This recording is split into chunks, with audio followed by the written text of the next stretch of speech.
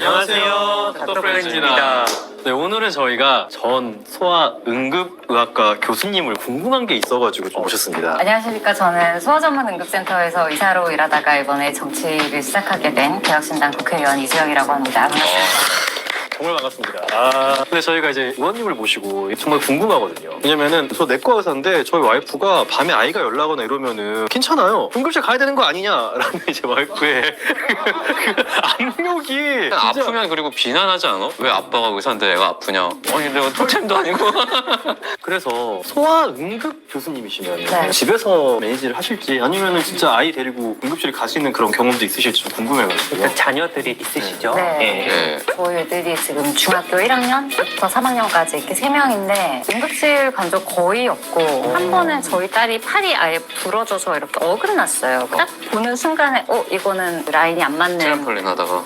네네네. 트램폴린 하다가 그러면은 뼈가 어긋나는 골절 외에는 아이를 데리고 응급실 가보신 적은? 한 번 더 있어요. 저희 막내가 한 2돌 정도 됐을 텐데 음악 나오는 책들 거기에 보면 건전지 동그란 거 많이 들어가거든요. 요즘은 수는 많이 쓰진 않는데 뭐 리튬 이런 거긴 하지만 아무튼 그게 먹으면 내부에서 부식이 되면서 네 이게 문제가 될 수 있어서 이거는 골든타임이 있어요. 그래서 만약에 먹었으면 빼던가 아무튼 해야 되는데 꼭 먹었다고 하니까 이건 불안하다 해서 이제 엑스레이 찍으러 갔는데 안 먹었더라고요. 그래가지고 죄송합니다 하고 얼른 왔죠. 우리가 기도이물이랑 식도이물을 보잖아. 맨날 불려 내려가. 진짜 없는 것 같아. 근데 먹었대.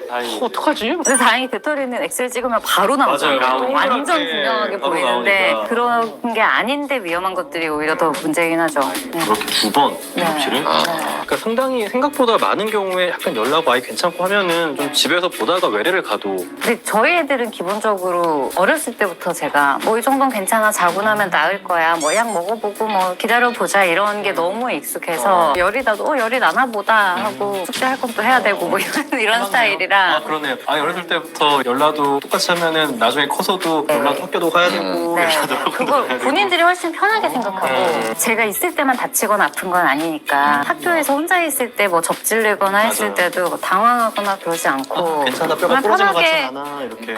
심지어 뼈 부러졌을 때도 저희 진짜요? 딸이 같이 있었는데 이렇게 딱 잡고 걸어와요. 울지도 않아요. 근데 엄마? 하는데 제가 딱 보자마자 알잖아요. 이건 골절이다. 그래서 보니까 진짜 골절이에요. 저희 딸도 울지도 않고 아픈데? 그러니까 그게 익숙해져 있으면 부모가 옆에서 매번 굉장히 불안해하고 막 큰일 났어, 막 그러면 병원 애도 가야 더 돼, 막 이런 덩달아 것보다 그렇죠. 괜찮아, 병원 가면 되지, 뭐 쉬어보자 이러면 훨씬 편해해서 좀 편하게 키우는 게 도움이 될 때가 많다. 왜냐하면 생각보다 아이들은 중병에 걸리는 아이들은 정말로 적거든요. 그래서 대체로 학교 잘 다니는 아이다, 잘 놀고 웬만큼 정상 범위 안에서 성장하고 있다 그러면 아주 드문 이런 막 인터넷에서나 보는 이런 게 걸릴 경우는 거의 없어요. 크게 걱정 안 하시고 천천히 시간 두고 안심부터 시키시고 그 다음에 하셔도 오히려 더 도움이 될 거다. 진심이 중요하네. 근데 진짜 와이프를 안심시키는 게 정말 중요하기 맞아. 때문에 맞아. 이 영상을 보셨으면 좋겠다. 지금 아직 아기가 뭐 150일 정도 됐거든요. 아기가 막 울면 와이프가 체온계를 가져왔어요. 무조건? 20분마다 체온 기록지 차트 가지고 오세요, 응급실로. 이러시면은 불안해서 못 키우신다고. 근데 지금은 사실은 사모님도 그러실 수밖에 없는 게 본인도 출산한 지 150일밖에 안 된 거예요. 본인 몸도 지금 안 좋을 거거든요. 그러다 보니까 이게 애도 혹시 이제 힘들까봐 걱정이 되는 거예요. 그래서 보통 적응장애 기준이 6개월이잖아요. 그러니까 그 비슷하게 6개월 정도까지는 애도 좀 더 보호는 해야 되는 게 맞고 산모 몸도 조금 더 이제 보호해야 되는 것도 맞고 외출도 6개월 이후. 저는 약간 이렇게 얘기해요. 잘 모르긴 하지만 잘 먹고 잘 움직이고 잘 싸고 하면은 크게 걱정할 건 아니다. 이제 저 응급실에서 똑같이 얘기해요. 맞는 거 맞죠? 네, 맞습니다. 근데 역시 이게 누가 말하냐에 따라 그 말이 가지고 있는 힘이 너무 다르기 내가 때문에. 내과 의사만 됐었어. 아니야, 아니야. 내과 의사 말도 안 들어. 남편 아니야, 말은 내과 의사도 소용없어. 소아과 동기들 말을 들어봐도 안 믿는다는 얘기가 있습니다. 남이어야 돼요. 계속 한다니까. 말을 들으려면. 그런데 이렇게 훌륭하신 전 교수님이셨는데 소아과 레지던트 할 때 제가 아산병원에서 선물 들었는데 2번 정도 도망치려고 마음을 먹었다가 2번 정도 고쳐먹었다. 1년 차 때는 한 번 정도 도망칠 수 있어요. 도망을 치진 않았습니다. 진짜 도망갔었어? 아니, 도망간 적 없죠. 정신과가 도망가는 건 좀.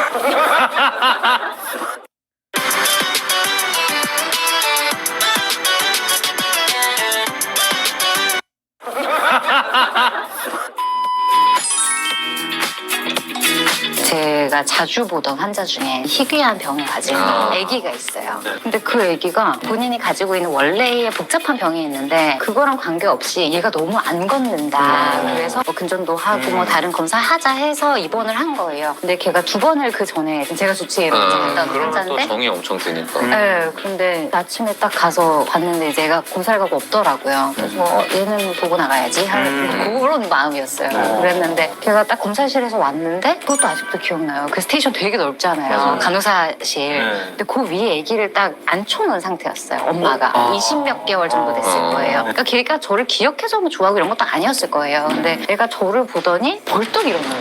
이렇게 걷는 거예요. 그래가지고 너무 반가우니까 저는 얘가 못 걸어서 했지 그것도 까먹고 누구 안내해가지고 잠깐 내려보라고. 근데 걔가 두돌이니까 이렇게 뒤뚱뒤뚱 하면서 저한테 막 와서 안기는 거예요. 그래서 얘 걷는데? 나머지 검사 다 취소. 당일 퇴원. 근데 걔가 탁 와서 안기는 소아과의 신이 못 나간다.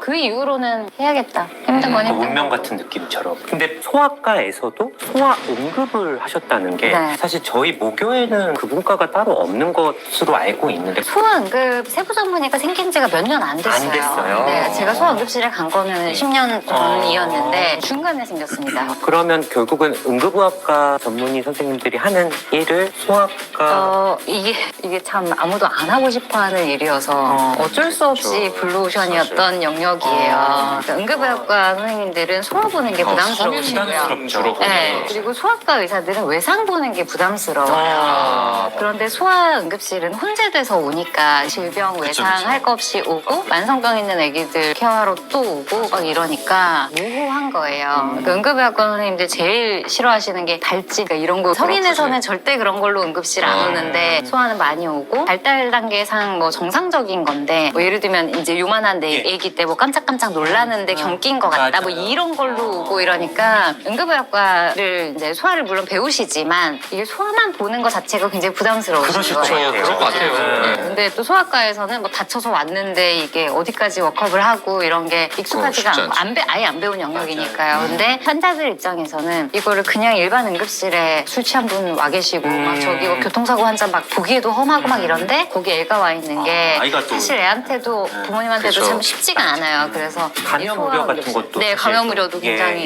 있고 그래서 소아만 이렇게 볼 수 있는 공간 그리고 그 공간에 온 환자들을 볼 수 있는 인력 그리고 거기에 특화된 간호사들 간호 인력들도 소아 전담으로 오래 본 엄청 중요하죠. 분들 진짜 잘하시거든요. 그러니까 이 능숙함이 달라요. 그러니까 그런 게 딱 갖춰져 있으면 사실 진료의 과정이나 치료의 결과나 이런 게 확실히 좋을 수밖에 없어서 되게 좋은 방향이었죠. 네, 그런데 이제 양쪽 다 할 만한 사람이 없고 하려고 하는 사람이 없으니까 그렇다고 뭐 소아응급실이 막 돈이 되는 곳은 그건 아니니까요. 아니니까. 병원에서도 사실 굳이 안 하고 싶고 그러다 보니까 제가 처음 시작할 때도 거의 없었어요. 그러다가 이제 사회적인 필요 저 너무 필요하죠, 사실. 네, 그래서 그럴 것 같습니다. 그래서 사실 거기에 몇 년 정도 계셨죠? 10년 있었죠. 그러면 아이들 중에 열나면 이렇게 경련하는 애들 있잖아. 열경련이라고 네. 하는데 계속해서 이제 뉴스에도 나오고 뭐 네, 드라마에도 많이 나오고 나오죠. 이러는데 그거에 대한 어떤 대처법? 열성경련이라고 하면 여러 카테고리가 있기는 해요. 그런데 가장 많은 거 흔하게 접하실 수 있는 건 단순 열성 경련이기는 해요. 근데 이거 자체의 중증도는 사실 그렇게 높은 병은 원래는 아니에요. 그러나 밖에서 딱 모르는 사람이 봤을 때는 CPR 다음으로 아주 극적인 그런 질병이긴 하거든요. 그래서 미담 사례로 많이 나와요. 경련하고 의식 없는 심정지 아이를 심폐소생술에서 살렸다. 뭐 이런 걸로 미담이 굉장히 많이 나오는데 이건 꼭 한번 얘기하고 싶었는데 대부분 굉장히 위험할 수 있는 상황이 초래된 경우가 많아요. 왜냐하면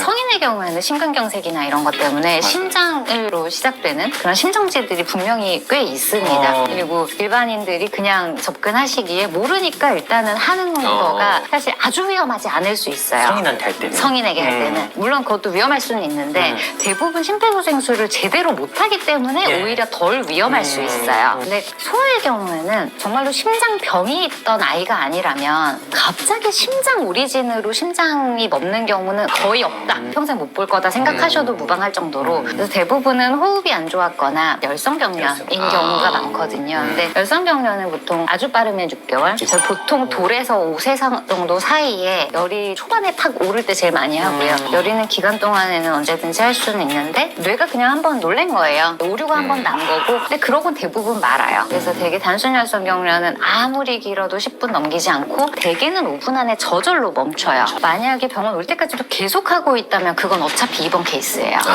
보통 20-30분 이상 길게 하는 경련은 단순 열성 경련은 아닐 거고 복합 열성 경련이거나 아니면 머리에 다른 문제가 있어서 경련을 하는 경우이기 때문에 5분 안에 멈췄다 그러면 대부분은 뭐 지능에도 영향을 미치지 않고 뇌전증과의 연관성도 없다고 되어 있고 뭐 발달이나 뭐 학습에도 영향을 미치지 않고 예후가 대단히 좋습니다. 의대 동기 중에서도 뭐 열성 경련했던 친구들 굉장히 많아요. 집에서 처치를 어떻게 하면 좋을까요? 시간이 또 중요할 것 같기도 하고요. 시간은 5분 안에 멈추기 때문에 근데 그 5분이 한 5시간 같이 느껴진다는 게 문제거든요. 그래서 딱 보자마자 아기가 보통 누워있거나 이렇게 쾅 쓰러지지 않을 거거든요. 보통은 앉아있거나 누워있다가 그런 경우가 많기 때문에 일단은 아이를 발견하자마자 휴대폰으로 딱 캡처를 하세요. 그럼 시간이 캡처가 될 거잖아요. 그리고 아기를 반듯하게 눕히고 가급적이면 푹신한 곳에 혹시 토를 할 수 있기 때문에 토사물이 넘어가지 않게 옆으로 흘러나오게 옆으로 고개만 돌리고 손을 그냥 떼시는 게 맞습니다. 보통은 아이를 흔들거나 이렇게 꽉 잡거나 때리거나 안아주는 것까지는 괜찮은데 안아주는데 애가 뻣뻣하기 때문에 보호자도 몸이 굳어요. 그래서 애를 너무 세게 안거나 너무 심하게 두드리거나 또 심폐소생술을 하면 안 되는 이유는 제일 안 좋은 게 아기는 어린데 놀랜 아빠가 본인의 최선을 다해서 심장 압박을 하는 거예요. 근데 대부분 심장은 멀쩡하게 뛰고 있기 때문에 아기의 흉곽을 성인의 놀란 힘으로 최선을 다해 누르면 정말 큰일 나거든요.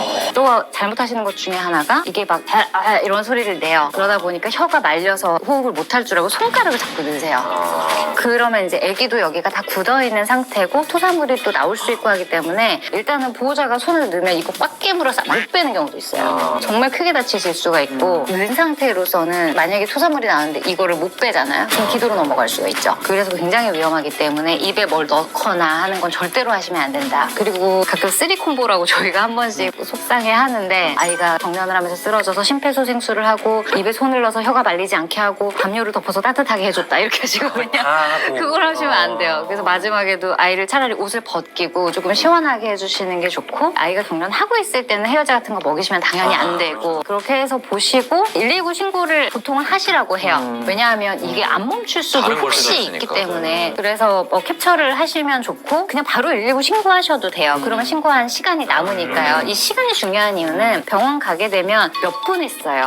어떤 모양이었어요. 이거를 다 물어볼 거예요. 근데 경황이 없으시기 때문에 잘 기억을 못 하세요. 그래서 119 신고를 하고 바로 동영상을 찍으시는 게 제일 좋아요. 그러면 아이가 어떤 모습으로 경련을 했는지 왜냐하면 이 전신 발작이 있고 부분 발작이 있는데 열성 경련인데 또 부분 발작이면 또 예후가 또 달라질 수 있거든요. 그러니까 그런 거를 보호자분들은 파악하시기가 어렵고 그때 못 봤으면 의사도 뭐라고 얘기해주기가 어렵기 때문에 그 자료를 남기는 거 하나 두 번째는 그거 찍느라고 애를 함부로 못 잡으니까 오히려 더 왜냐면 불안해서 자꾸 잡게 되거든요 아이를. 근데 억지로 꽉 잡으면 이렇게 계속 이렇게 굳어서 움직이고 있는 상태여서 다치는 경우도 있어요. 그래서 그렇게 하지 않는 게 좋다. 응급실을 가지 못하는 상황이고 열성 경련이 길지 않았다. 네네. 그러면 밤에 체온도 미온수로 좀 이렇게 하면서 좀 내리고 다음날 오전에 수학과 외래를 가는 것도 괜찮을까요? 상관은 없는데 사실 5분 안에 확실히 멈췄고 뒤로 아이가 명료했으면 지켜볼 수 있습니다. 그러나 문제는 안 멈출까봐 하나. 두 번째는 24시간 안에는 똑같이 짧게 해도 2번 이상 하면 문제가 될 수 있어요. 24시간 내에 2번 이상 하면 그것도 문제가 될 수 있고 세 번째는 이후에 이게 졸린 건지 경련이 덜 깬 건지를 확신을 하기가 좀 어려우신 경우가 있어요. 그러면 이제 부분 발작 같은 게 애매하게 남아있는데 보호자분이 모르고 이게 너무 오래 지체되면 조금 곤란할 수도 있기 때문에 확인은 가능하면 받으시는 게 좋다. 근데 아이가 명료하다. 그러면 크게 걱정은 안 하셔도 되시고요. 미온수 마사지 같은 경우는 저희도 응급실에서도 해주기는 하는데 교과서적으로는 크게 의미는 없다고 돼 있어요. 그래서 40도 넘었다고 또 많이 오시는데 아이들은 40도는 자주 넘고요. 머리 나빠지는 거 아니냐, 뭐 뇌가 녹는 거 아니냐, 뭐 이런 썰이 있는데 43도 올라가면 담백 변형이 일어날 수는 있다고 하는데 그건 이미 그때는 뇌에 문제가 있는 거니까요. 근데 40도 넘었다고 그렇게 걱정하실 필요는 없고 해열제도 2개 계속 번갈아 먹이시는데 그렇게까지 하실 필요 없고 또 어느 정도는 열이 감염을 치료하기 위해서 일부러 내는 거고 특히 막 목감기나 중염 이런 거는 약간 열 있는 애들이 조금 더 경과 짧게 빨리 났죠. 면역 반응의 일종이기 때문에 열을 자꾸 질병으로 인식하시는 거는 좋지는 않다. 너무 명쾌하네요. 오랜만에 이런 얘기하니까 좋네요.